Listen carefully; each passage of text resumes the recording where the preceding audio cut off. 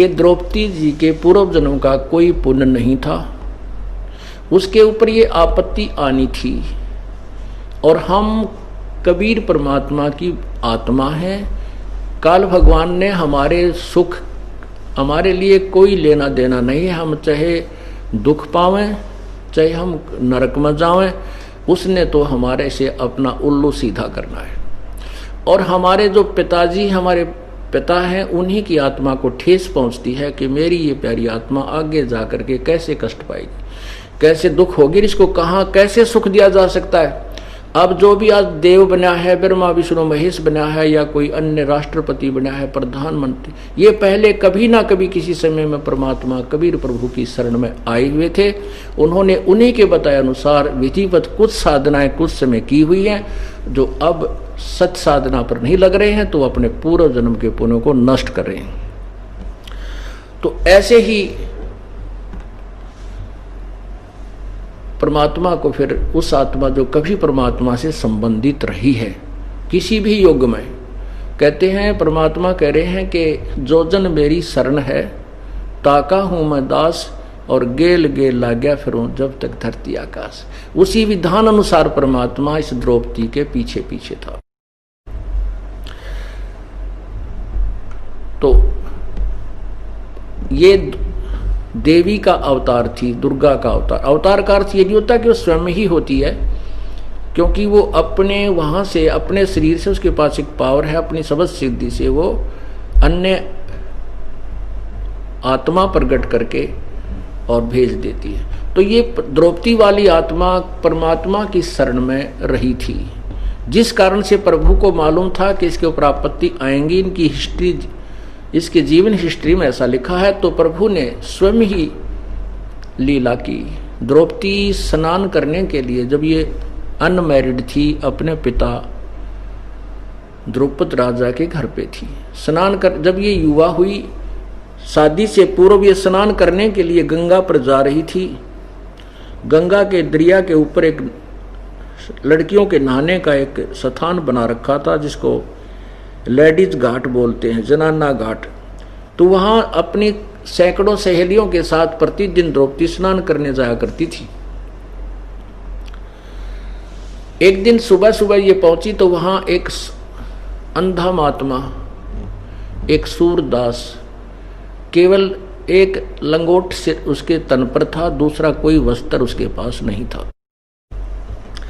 वो स्नान कर रहा था गंगा में। स्नान करते समय उस भक्त की, उस संत की वो कौपीन, जो लंगोट बांध रखा था, वो उसकी वो डोरी टूट जाने से जल में बह गई, वो निवस्त्र हो गया। उधर से लड़कियों की आवाज सुनाई दी, क्योंकि लड़कियां जा रही थी, बोलती बतलाती, कोई चर्चा कर रही थी। सैकड़ों लड़कियों की आवाज दूर से सुनाई देती है। तो और गहरे जल में चला गया, वो छाती के यहाँ तक जल में चला गया और ऐसे हाथ मारने लगा जैसे कोई खोई हुई वस्तु को ढूंढ रहा हो। द्रौपदी ने जाकर देखा कि सामने दरिया में एक साधु स्नान कर रहा है। पुण्यात्मा जो होती हैं वो संत भगत को देखकर बड़ी प्रसन्न होती हैं, चाहे वो राजा है चाहे रंक है। अब द्रौपदी ने सोचा कि ये साधु स्नान कर रहा है, हम भी स्नान कर लेते हैं। स्नान करने के उपरांत साधु के पास बैठेंगे, भगवान की चर्चा इनके मुखारविंद से सुनेंगे, आशीर्वाद प्राप्त करेंगे। इस दृष्टिकोण से द्रौपदी स्नान करने लग गई। स्नान करने के बाद जब उसने देखा कि साधु तो अब भी जल से बाहर नहीं आया है, दरिया में खड़ा है, लेकिन नहा नहीं रहा, ये तो कुछ ढूंढ रहा है। द्रौपदी ने अपने विचारधारा से सोचा कि महात्मा के पास बाहर भी कोई वस्त्र नजर नहीं आ रहा, और द्रौपदी ने अपने ध्यान पूर्वक देखा तो देखा कि महात्मा निवस्त्र और लज्जा के मारे बाहर नहीं आ रहा है। तो लड़की ने, इसको साधु संत और पूर्व जन्म के संस्कार बताए जाते हैं, जो आओ देखता ना ताओ देखता, और अपने समर्पण करते समय, दान करते समय अग्रम मग्रम नहीं होती। तो उसने क्या देखा कि कोई वस्त्र उस लड़की के पास नहीं था, साड़ी थी, एक नहाकर पहनने के लिए ले गई थी, एक वो पहन रखी थी। तो उसने अपनी साड़ी जो बांधने के लिए नहाने के बाद लेकर गई थी, उसी में से एक गठ यानी 8-9 इंच एक बिलात का कपड़ा ऐसे फाड़ा और जल में बहा दिया।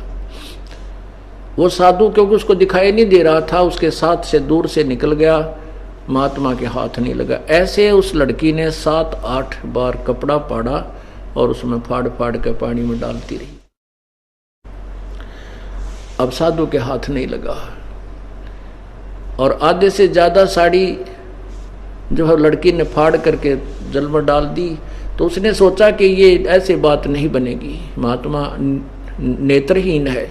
तो उसने एक लंबी लकड़ी ढूंढी जंगल तक और उसके ऊपर फिर एक बिलात और 8-9 इंच का टुकड़ा फाड़ कर उसके लपेटा देकर और लंबी लाठी करके महात्मा के जो हाथ लगा रहा था ऐसे ऐसे कर रहा था उसके आगे कर दी। तो जो ही उस साधु के हाथ लगा वो कपड़ा, उसने तुरंत उसको पकड़ लिया और शुक्र मनाया, जैसे लीला करते हैं कि हे परमात्मा तेरा भला हो। बड़ा मापे का यानी बिल्कुल जितना चाहिए था उतना वस्त्र भेज दिया। फिर उस साधु ने देखा हाथों से कि ये तो भाई आम कपड़ा नहीं, किसी बेटी बहन का साड़ी का वो सुंदर चीर है। तब उसने पता लगा कोई बेटी आसपास खड़ी है और उसी ने ही ये तेरे को सहयोग दिया। तब उसने आशीर्वाद दिया कि बेटी भगवान करे, पर आज तने मेरा पर्दा रखा है, भगवान करे तेरी इज्जत भगवान बचावे और तने गणाए दे। कहते हैं साधु वचन पलटे नहीं चाहे पलट जावे ब्रह्मांड। और वो साधु कौन थे? कहते हैं 100 छल छिद्र मैं करूं अपने जन के काज। वो कबीर परमात्मा स्वयं ही ना जाने किस रूप में कहाँ प्रकट होकर के अपने पुण्यात्मा की आपत्ति को टालने की व्यवस्था बना जाता है। अब लड़की तो आ गई, उसने को नहीं ध्यान रहा कब के, क्योंकि वो तो राजा की लड़की थी और भी दान बहुत कराया करती, पर वो दान ठीक ठिकाने का था। कहते हैं कुपात्र को दिया हुआ दान फलता नहीं, सुपात्र को दिया हुआ फलता है।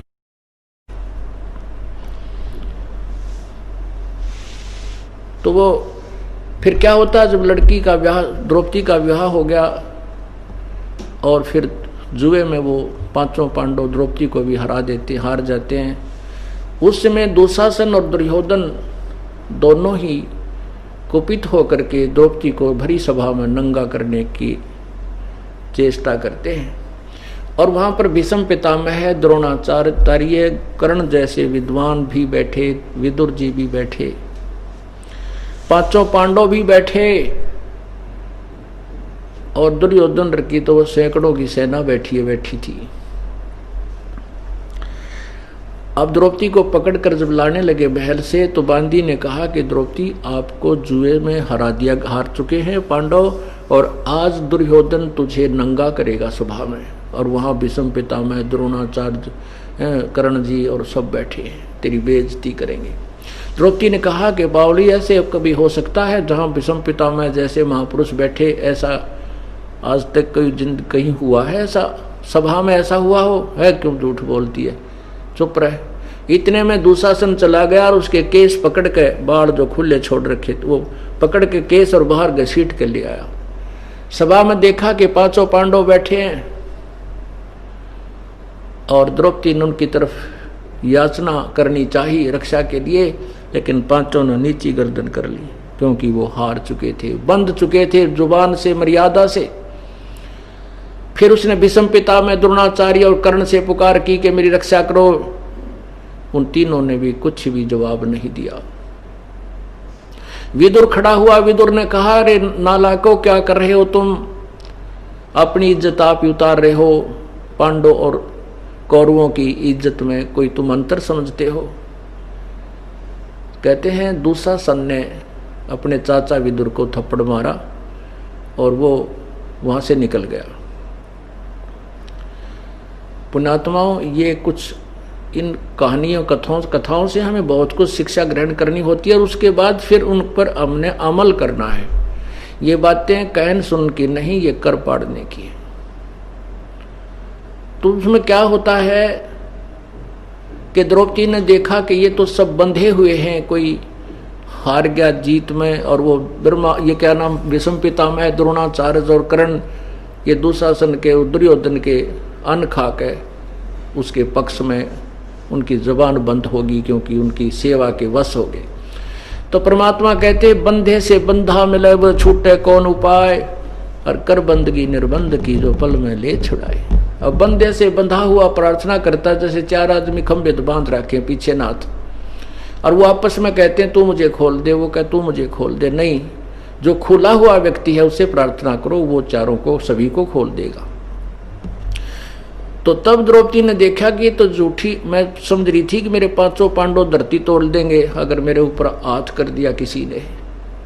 यही भ्रम मिटाने के लिए परमात्मा ने ये सब व्यवस्था की। जब तक हम इस सब संसारिक आंगे न छोड़ कर, जब तक हम एक परमात्मा का सहारा नहीं तकते, तब तक वो साथ हमारा नहीं दे पाता। तब द्रौपदी ने सच्चे दिल से पुकार की थी, हे परमात्मा आज अपनी दासी की इज्जत रखना, आपके बगैर, आपके अतिरिक्त मेरा कोई नहीं है। उधर से कृष्ण उनका गुरु थे, कृष्ण जी धार्मिक गुरु थे। अब गुरु के माध्यम से पुकार की जाती है, लाभ पूर्ण परमात्मा ही आकर देता है। उसी समय श्री कृष्ण भगवान अपने घर पे अपनी पत्नी रुक्मणी के साथ शतरंज खेल रहा था। शतरंज में ऐसे पासे डालकर कुछ बोलना होता है, कच्चे 12 पक्के 18, तो ऐसे पासे तो डाल दिए उधर से, क्योंकि यहां से पुकार गई धर्मराज के दरबार में। आपत्ति आने पर सभी प्रार्थना करते हैं। हर इंसान भगवान को से प्रार्थना करता है, रोता है, तो उसकी पुकार जाती है दरबार में, धर्मराज के दरबार में, और वहां आपकी वो फाइल खुल जाती है कंप्यूटर की तरह। जैसे वहां पर देखा जाता है इसका कोई पुण्य है तो उसके प्रतिफल में उसको वो पूर्ण परमात्मा आकर के राहत देता है। यदि वहां कोई पुण्य नहीं है तो नहीं कर सकता, वो पुण्य परमात्मा नहीं लाभ देता। तो ऐसे ही जैसे टटीरी की पुकार गई थी, वहां कंप्यूटर में देखा तो उसके पुण्य थे, उस कारण से इस रक्षा हुई। और बहुत ना जाने की द्रौपदी की पुकार गई तो उसकी रक्षा हुई, और ना जाने कितनी बहन बेटियों की इज्जतें लूटी जाती हैं, कोई पुकार नहीं सुनी जाती, क्योंकि उनके पूर्व जन्म के और इस जन्म के कोई संस्कार शोभन उनके साथ नहीं है। तो उधर से पुकार वहां पहुंची तो वहां देखा धर्मराज ने कि इसको तो ना जाने कितना दिया जा सकता है, ऐसा पुण्य इस लड़की ने किया हुआ है, उस आत्मा ने। तो वहां से वो रिफ्लेक्ट होकर के उस गुरु यानी श्री कृष्ण के अंदर आई। श्री कृष्ण ने ऐसे हाथ, ऑटोमेटिक उस पावर परमात्मा की पावर से ऐसे हाथ हो गया और कहा अनंत। अब वो शक्ति कहां से बोली? कबीर परमात्मा, उस पूर्ण ब्रह्म की शक्ति ने वहां आप ही आशीर्वाद रूप में वहां से आवाज लगाई और सूक्ष्म रूप धारण करके वो परमात्मा फिर द्रौपदी के पास पहुंचा। सेकंडों के अंदर हो जाता है ये काम परमात्मा का। जब जो उन्होंने ऐसे करके पासे डालकर एकदम जैसे आकड़ जाग रहे हैं भूत, देखा उन्हें भूत जिन माओ एकदम बात ठीक करते करते न्यू हो जाएंगे, ऐसे श्री कृष्ण को नहीं मालूम तू क्या हो रहा तेरे साथ, वो तो न्यू हो गया एकदम। जब रुक्मिणी ने पूछा कि ये अनंत कैसे कहा, ये बोल क्या किस लिए पासे डाले का 12 है 18 है, क्या बोलना चाहता है? तब वहां से कहते रुक्मिणी कर पकड़ा मुस्काई, हाथ पकड़ के मुस्कुराने लगी, कहने लगी अनंत कहा मोकू समझाई। कहते दुशासन को द्रौपदी पकड़ी, हमारी भक्त सकल में सिकरी। यहाँ कौन पावर बोल रही थी? वो परम पावर बोल रही थी श्री कृष्ण में। जो मेरी भक्त पिछोड़ी हुई तो हमारा नाम न लेवे कोई, तनदेही से पासा डारी वो पहुंचे सूक्ष्म रूप मुरारी। वो तो वहां खेल रहे हैं और सूक्ष्म रूप में वो मुरारी अर्थात सब पापों के विनाश, शत्रु सब विघ्नों के विनाश करने वाले पूर्ण परमात्मा वहां द्रौपदी के पास पहुंचे। खेचत खेचत खेच कसीसा सिर पर बैठे हैं जगदीशा, द्रौपसुता के चीर बढ़ाए शंख शंखों पार नहीं पाए। द्रौपसुता को दिन ने लीर, लीर माने एक कातर दी थी, एक छोटा सा टुकड़ा दिया था। द्रौपसुता को दिन ने लीर जाके अंत बढ़ाए चीर। अब वही परमात्मा कुछ देर के बाद वही श्री कृष्ण रूप में प्रकट हो गया। जब दुशासन और खींच खींच कर थक लिए, छोड़ दिया नहीं, उसको पार बसाई और चीर नहीं समाप्त हुआ, फिर द्रौपदी अपने महल में चली गई। परमात्मा पूर्ण ब्रह्म उसी श्री कृष्ण रूप में वहां प्रकट हुए तब द्रौपदी ने पूछा, हे भगवान, ऐसा तो मैंने कोई कर्म नहीं किया था, ये कौन से पुण्य का? क्योंकि पुण्यात्मा अपने उसकी सुई वहीं जाती है कि मेरा ऐसा कौन सा पुण्य था जो मुझे ऐसा फल मिला।